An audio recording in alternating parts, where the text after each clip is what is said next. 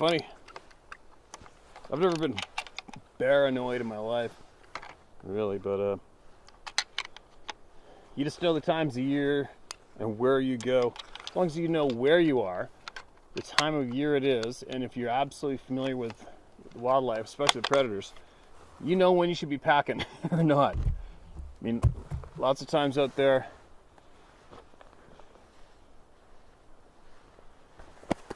a lot of you out there will take notice I'm not packing, you'll give me shit, but you don't really know where I am, right? Where I am today, typically used to be just a shit pile of bears here, right where I am. And there's predominantly black bears right here, but there's grizzlies not too far from here. And when you're focused on something like reading in a camera and you're all by yourself, no dog, nobody looking behind you, and the bears are rutting right now. So what are we? Just past the first week of June, and the big boars are on fire right now. They're looking for love. So they're not the smartest animals, and they're not typically just nocturnal. They're 24/7 ripping around, and attitude too, right? So there's nothing to be ashamed of. It's not a sign of weakness when you're to load up a chunk of gun and have it nearby when your senses and your focus isn't on your 360, right? So there you go. Or one time I was sitting having lunch, middle of the afternoon, smoking hot out. I was hunting with a guy in the south central interior of British Columbia, very remote, lots of grizzlies, and typically the absolute worst time to see a grizzly bear. Let me sit down, and then I put my gun down. I took my backpack off, grabbed a sandwich, and then I ended up walking about, here to the camera away from the gun in the backpack just to look over the edge while eating my sandwich. My partner come up, he sits there, and the guns were back right about here, and we're right there. That was it. 1:30 in the afternoon, smoking hot out, sunny out. Typically not that great of weather for grizzly bears, what we are actually trying to help this guy get. And all of a sudden, 2-3-year-old grizzly cubs popped up right there. Like right there. Probably, 35 yards away from us. Just that random 1 in a million time, right? And I was like, oh shit, we're done. Because you're expecting the sow to come up right away. But then you realize, well, the young bears never lead the adults, ever. So those two young grizzlies were on their own, probably the first spring they were on their own. Their mom's out probably having a good time with a big old boar, and they're by themselves. Thank God. And they took off one way, and I got my rifle right next to me again, right? But anyway, thought I'd toss that in there before we get going on some sharing. The year meals are pouring in, but it's expected, right? This is becoming a very popular place to tell the truth. It's a safe place, and which I don't think there's been too many of previously. So, and the fact that the issues we take on here on this channel are fact means it's never going away. The incidents, experiences will never end. All right? But anyway, before we get going, I always think about things I want to touch on with everybody. And I do keep tabs on what's going on the planet. I just do. You're dummy if you don't. Because I don't have an ounce of follow in me. I don't follow the lead of basically anyone. I look into every single detail of every single issue myself, and I figure out what's really going on for myself, especially because I'm very, very aware that the majority of us are being absolutely misled and lied to. So if that is enough fuel for you to look into the truths yourself, I don't know what more it can be, right? And I've mentioned some government people in the past, and some people instant knee-jerk with a reply with, I didn't come here to listen about politics, or I can't believe you talk about politics. You just lost a subscriber, and they blow a gasket because somehow along the way it's been a common thing for a lot of the majority of the herd to go, quit talking about politics. When meanwhile, 100% of you lose, well, maybe lose, but let's face it, by the time it's said and done, after you get your paycheck or your money from wherever you get it, and you spend it, the amount of tax taken off and the tax taken off with every penny you spend, you're basically a full-time employee for the government. That's all there is to it. You're probably giving up what? By the time it's said and done with, you're probably giving up 65% of your money goes straight into the government.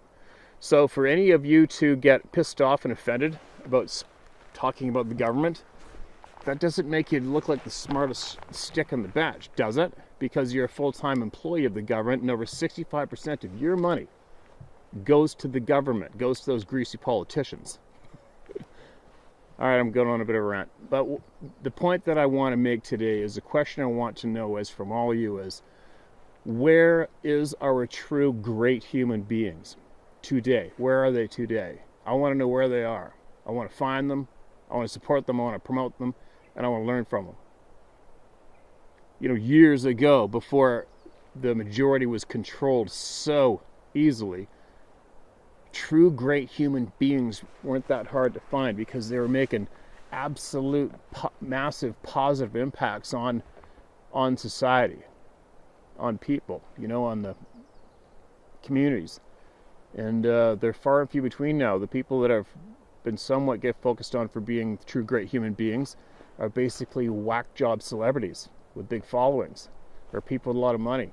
And for some strange reason, the majority of the people think that that's what a great human being is, somebody with a big following, a lot of money, or they can shoot the most baskets. It's kind of sad in a way, right? But I have a feeling that the true hero human beings, the true great human beings, this day and age are probably being eliminated by the greasy bastards that are in control of the mainstream herd. I have a feeling they are possibly they have been I have a feeling they have possibly been deleted before they've gained too much attention or momentum with their greatness, their true greatness, where their knowledge and their courage enhances our community, all of us. So anyway, I know I'm babbling, but if anybody knows of who are the true great human beings in our society on the globe today, let's please try to seek them out and find them. All right? If you got any good true nominees, throw them down in the comments below, or even email them into me if you want. We need to find those people. We need to support them. We need to get as much attention to those true great human beings as we can, wherever they are and whoever they are. All right? How's that for a little ranty rant? Now, getting on with it.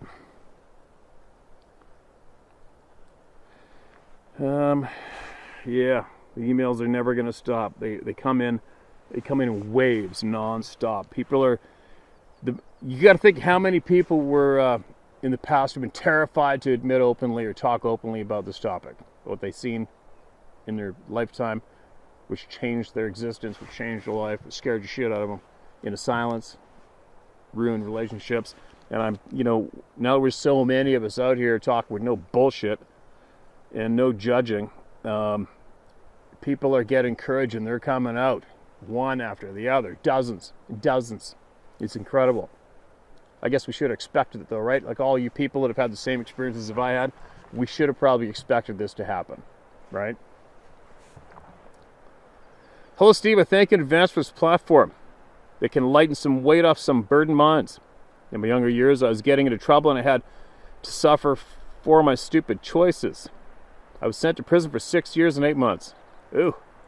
Fortunately, I was in California, got to participate in fire camp program. I got to fight forest fires all over the state.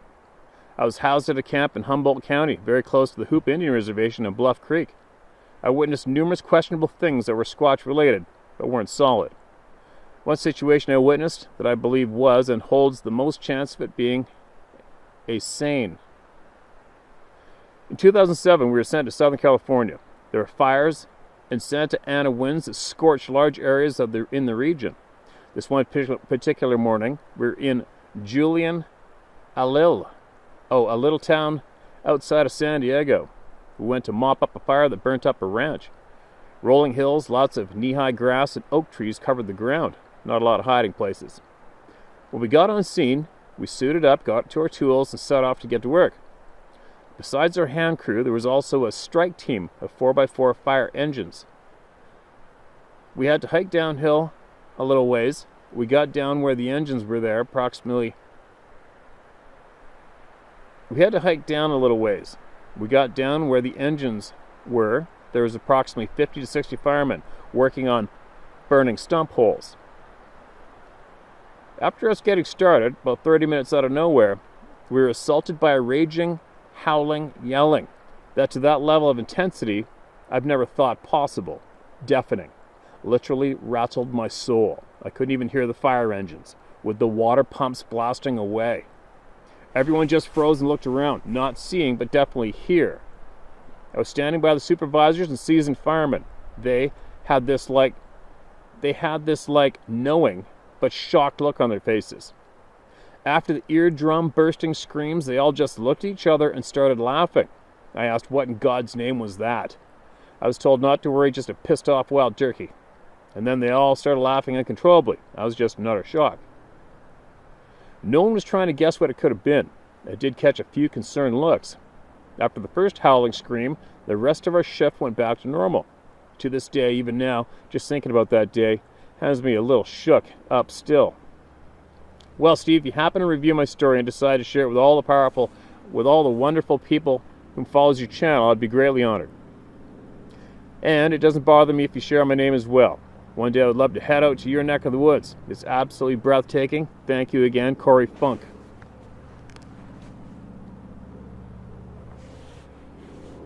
Well, thank you, Corey. Sounds like an old Beaver float plane cruising over top of me right now. It's the same plane that we had that snowmobile sticking side to side out one end and either side of the plane in Alaska that one time. I shared that video a little bit ago. It's sure a loud plane, isn't it? It's like listening to a 6-pack of Harleys up there.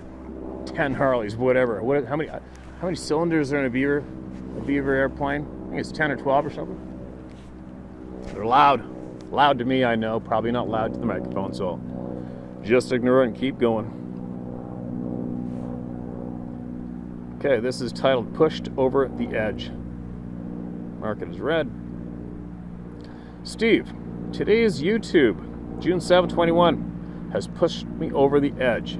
Before I explain, I want to thank you and everyone that has contributed their experiences and enable others to heal, and know that many others share similar experiences. I also want to express my condolences over Mr. Macaroni's passing. I've never owned a horse, but I've owned a few exceptional bird dogs. Those dogs were not just a tool, but my best friends too. Thanks for that. Thanks for the kind words, man. Appreciate it. They have unique personalities, each different from the next, but one thing remains the same. We loved being out in nature's grand theater playing our parts. They were the most loyal and trustworthy of friends, and the best part is they never told anyone where my secret honey holes were. LOL. Now let's get down to the brass tacks of this. For weeks, I've been wrestling with whether I should write or not. I started sharing some of my experience with my wife, and we discussed if I should or shouldn't share. Her point of view was how sharp your bullshit meter is, and I agree it tends to be spot on. So in today's backdrop, after the foreground, where 4 dead and stripped trees leaning against a live tree in an almost teepee fashion, I've seen one of these years ago. And yes, my thoughts went straight to Sasquatch built. There was, however, no supporting evidence to prove it. And that was my second encounter with the possibility of a probability of such a being. This was in the 80s in Northern California. My first encounter, I guess that's what it should be called, was in the early 60s at Blue Lake in Northern California. Our family was camping on the shoreline, and about 25 feet offshore was a floating grass island that connected to the shore via a large log you could walk out on. The grass was thick in some places and thinner in others. Some places had holes. You could look under the island and see trout swimming under the grass. This grass island was a killer place to fish, and I would be on it at sunrise every morning long before the rest of the family woke up. One of these mornings, there was a frost on the log, late August, and I had trouble walking out. I was loving the morning light and watching the fish rise to some unseen bugs in the water when there was a huge splash in the water about 50 yards out into the lake. I assumed it was a monster fish that had jumped. I got back to camp as fast as I could and woke my parents. My dad went out with me and I explained what happened. Well, later that morning, the ranger came by and we shared what I had seen. He let us use his 12-foot boat to go out and do a little trolling to see if we could hook that giant. Well, that was then, and this is now. In reflection, I believe it may have been a very large rock being thrown some 100 plus yards in front of me. Please understand, this is before the filmed footage was released. So I had no inclination it could be anything other than the big fish. That, and I was around 10 at the time. I've since moved to Idaho and have had 3 experiences there. 2 were locations while elk hunting, where the places I found felt enchanting. No evil or harmful vibes at all, just supreme peace and tranquility. They were absolutely beautiful. To save space and some of your time, I won't go into detail. Let's just leave it at these 2 places reached deep inside of me and spoke to my heart. I now live in Alaska. Lucky you. For 7 months now, and have had 2 more experiences. The most recent was when cutting firewood. I heard a soft, melodic chirp / warbling, unlike any animal or bird I've ever heard. Later, when loading the truck, I got a feeling of being watched. I spotted what looked like a Sasquatch, but by moving to the right by 1 step, I concluded it wasn't. I have enclosed a photo of my fox Sasquatch to show just how easy a dark figure in deep woods can easily be misunderstood. Your channel not only brings peace and comfort to those that have been traumatized by these beings, but also awareness to those of us that are a little more dense-minded.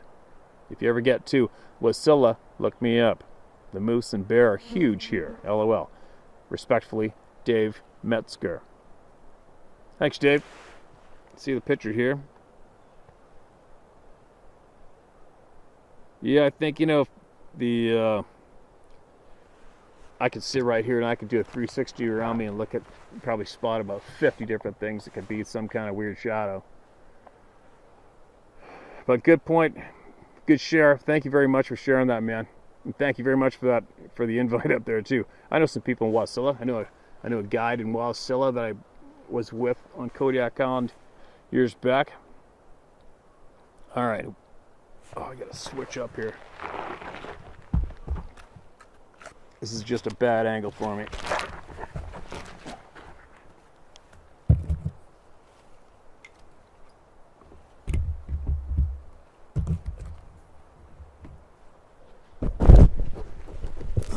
Oh, that's more comfy. Some sound answers. Right on. I'm ready. I love those. Greetings, Steve. It's an honor to be writing you. I tried doing so once already, but I think I sent my email to a defunct address. That might be for the best, though. Haven't had time to do further research and consider what I did right. I've got more to share and can do so more concisely. Maybe someone's told you this before, but horses make great spirit guides or guardians. Having them pass on is like having them run on ahead, where we can't reach, but that's a great way to look at it, and it fits with what has been said about them being able to bring us deeper into the spirit realm. Something for you to consider regarding macaroni. I've spent a lot of time around horses myself, and they've saved my life and sanity. Thanks for those kind words. I don't want to talk about macaroni, but it can really kill me sometimes thinking about them, I'll tell you what. I've always been a highly sensitive person and graced with contact experiences with other types of beings and people throughout my life. I could go into that more deeply, and maybe I will, but I'll stay on topic with what I can tell you, relevant to your big hairy brethren. I've had a degree of contact with them, and the location I'm at is in the state of New Hampshire, which is actually a more major hotspot for various kinds of activity than people seem to give it credit for being. We're mostly known for the Barney and Betty Hill event, but there's even more going on here, including Bigfoot encounters. Barney and Betty, I'm not familiar. I guess I could look it up after. I haven't seen them definitely in person, but I feel confident that I've had contact and that we are aware of each other. There's actually an area not too far from my childhood home that I wandered into once or twice and felt a sudden sense of panic and fear that caused me to book it out of there fast. As far as I can tell, though, I didn't see or hear anything definite during those incidents. Later on, though, as I learned to become more self-aware and refined, it seems as though I've experienced psychic contact with those local to the area. I've had one dream-like experience where a man and a woman were in my backyard and expressing surprise at how I how open I am to interacting with them. Well, another incident happened where I had fallen asleep after a long day and had a sense of all but being shaken awake as one of them was warning me of a tick that was on my neck. That's all I can tell you for certain about my own interactions with them. The ones in my area of a black hair color and seem overall kindly disposed to people. There actually is a local association dedicated to studying them, and the majority of incidents of contact seem quite benign. This isn't a region prone to people going missing either, even though it's extensively forested terrain. Where I can really offer something to help people conceptualize what we are dealing with and what it means for us all as a collective is in my research and analysis of their abilities, related phenomenon, and what it indicates and entails. The best metaphor I can envision for the nature of a reality is that of an ocean. Its own regions of habitat that different beings are primarily adapted to. Yet you also have deep-diving whales, fish that swim to the surface from lower fathoms under the right conditions, and even submarines. Thus there is a degree of boundary for life forms in terms of the benthic zones, but it's not as though things are locked away from interacting with each other and the ocean is a connected system. In at least one mythological account profiled by Joseph Campbell, there are narratives where characters find themselves being pulled from out of water despite being certain they were on dry land. Quantum physics and the latest research is all validating that extrasensory aspect of reality, and lurkers at the threshold have always been there along with the spirit realm and our ancestors, people slipping from parallel universes, displaced animals, and so on. Therein lies another comparison that led me to consider something further. Imagine being a dolphin taking a break from the rest of the pod out in the ocean and swimming within range of an orca or blue whale. There would be this much larger form emerging into your field of vision from out of the deep blue depths, and in the initial panic, realizing that despite the drastic differences in the size and abilities that you have a common, highly specialized and powerful capacity in the form of sonar. That is what I believe to be a major key to understanding how Sasquatch does what it is able to do. Animals that use sonar do not just use it to navigate and communicate. They can take detailed sonic scans of their environment, heal themselves and other members of the pod, yet also stun and disorient prey. Yeah, bats can do that too. You know, it's funny when you're making a statement like that, and I absolutely appreciate your share, don't get me wrong. When you say heal themselves and other members of the pod. All right, now that's a bold, what I would call, for me, a bold statement. Somebody tells me they can use sonar to heal others and other members of the pod. How do you know that? How do you know that to be able to deliver those words to us with confidence? I need to know where that statement would come from. You understand? Moving along. So what could a large land animal do with a comparable ability to utilize sonar? We can use echolocation too. I saw a report years back on a blind man who had figured out how to do it. Yeah, I've seen a lot of people do that. A lot of human beings know how to do it. They click their mouth. Think about the lung capacity of a Sasquatch combined with its incredible vocal range, and all of a sudden a lot starts to falling into place. A standing sound, wave, orients free-flowing states of matter of sound, it along somatic. A standing sound, wave orients free, flowing states of matter around it along somatic patterns. Well, if reality is a free-flowing medium of energy, then of course acoustics could affect it in remarkable ways that we consider impossible. So there you have it. Another reason why the existence of these beings is so heavily denied. I do consider that more internal psychic facilities are at work as well, and the body has its own electromagnetic output that forms part of what esoteric traditions call the aura. Sasquatch and other beings adapted to produce intelligently directed sounds would be able to further extend their influence by emitting tones attuned to their personal electromagnetic frequency. Within that field, this would explain all the supernatural feats that witnesses consistently report. How do they appear hazy or cloaked?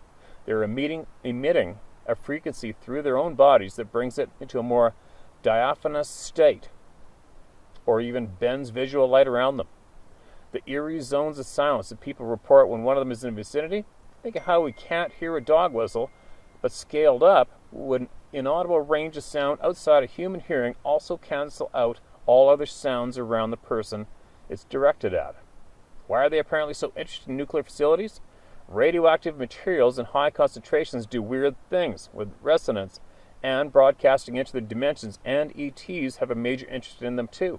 Something that opens up an even more relevant and highly interesting tangent. Sasquatch has an elongated skull, and that term exists because they are not the only entities to have them. Such skulls show a cranial capacity and feature anatomy outside of any possible range for congenital deformities or the skull binding that conventional archaeology insists is the explanation for these markedly different skull types. They also feature coppery reddish hair. Nice to hear someone else mention Lloyd Pye just now too. I followed his work as well. Brienne, it says B-R-I-E-N, unless it's possibly supposed to be Brian or Brienne. Forster has actually taken up the torch to a degree on had the aforementioned skulls tested with interesting results. I've gotten into another field of research that has some interesting implication for the origins, or at least what could be part of our common history with them. First of all, European folklore has more to state about them than we consider. Maybe because us pale faces consider it to be so far removed and are disconnected from those aspects of our heritage. Trolls and Krampus men are all described in a comparable fashion. Going further, we have accounts of the Canocephali, or dog-headed people. They have both the negative associations with hairy wild people in the aforementioned trolls and Krampus tales, but they're also ones that were held as saintly in their disposition and also described as human. Something I've come to consider is that there is a class of giant people who may have had all of the same traits as the Sasquatch wild men. I've dug deep into alternative history, and so long as you keep out of how flat Earth has tainted it, leave it to your latest detractor to bring it up. Pretty clear by how it works that it's a divisive psyop. The hypothesis of Tartaria has a lot to consider, but relevant to the topic. We have a schism in how giant entities are described in regards to our relationship with them. I suspect there was an epoch where we cohabited with each other, but if either we've always had both peaceful types around along with callous feral types disposed to murder and cannibalism, or something went awry, and I suspect that there may be a connection between that, the Black Plague and St. Vistus dance. Those outbreaks of disease bear more in common with a neurological affliction rather than feudal-era villagers just tripping out on ergot-tainted bread. In fact, according to one source I've read, the symbolic iconography of the Grim Reaper has its roots in reports from people around the localities where the plague hit hardest, who saw figures covered in black robes swinging scythe-like instruments over the crops that gave off a black powder. What if this is a type of a prion disease that caused the fall of man and the descent of some into savagery? What if some populations still have hereditary issues as a result, and that explains a part of how dangerous and frightening some can be? It could even be that the others have a coherent memory of how we had a more mutual relationship in the past and are seething with frustration and resentment over how we have forgotten so much of importance and let ourselves become beholden in a massive codependent relationship with pathological, power-hungry sociopaths. It's hard to deny that we're at a flashpoint on that front, but one of the things that Sasquatch can help us, can teach us, is about our own potential. I believe that ultimately we have all the potential abilities they do. We just lost track of how to access them. And the technologies that support it are multidimensional capacities. I would absolutely agree with that statement. Thinking about it, it's unpleasant to consider, and maybe I'm selling my own people short, but we can say with any confidence that if our positions were reversed, would we act towards us all that much different from how we would be? I'm glad there are indications that some of them are at least more open towards and trying to understand us. If they were all that wicked, it would be extraordinarily disheartening, as well as us all being screwed. Why do some of them kidnap us, and where everyone goes is something interesting to ponder too? Are those that are never found dead somewhere we can't find them, or still living with them? I've heard rumors that some of them hail from another dimension, where they pull people into and that's a common aspect of classical folklore as well. From European fairy encounters to Rip Van Winkle, it's as though people get lost in time and space. Ultimately, what we're dealing with is a call to take back our sovereignty and recover the truth of our heritage and full capacities. No shit. Not just from Sasquatch, from the current state of events. I think it's fair to recognize you as being one of those who are following an innate impulse beyond, but indigenous to humanity, that is propelling us to do that and become genuinely advanced once more. Thank you for that, Steve, and being someone whose integrity makes it undeniable how important this topic and what it leads into actually is, and using that to make sure others are heard. Sincerely, KL. Whew. Well, that was a mouthful, wasn't it? There's a lot in there for a lot of you to take in, chew on, and see what you come up with, isn't there? What a share. You've been doing a lot of digging, and keep digging. And a lot of that makes absolute sense to me. I'll tell you what, I am 110% convinced that our true natural abilities have been intentionally erased from us. Possibly, I don't know if they're ultimately erased off the board and we can't get them back. I'm sure we can get them back. We just need people to stop controlling us, and we need to be able to learn, and we need to go in the directions that our own minds lead us. We have to stop being directed in the direction that a very small handful of evil bastards need us to be led to, right? But that's what all this is doing. All, like this whole channel, that's what we're doing. We're sharing the knowledge from the people with the people, and it's not being filtered, it's not being manipulated, held back, or changed in any way. It's the people talking to the people. That's a very, very powerful thing. I don't know if you guys have figured that out yet.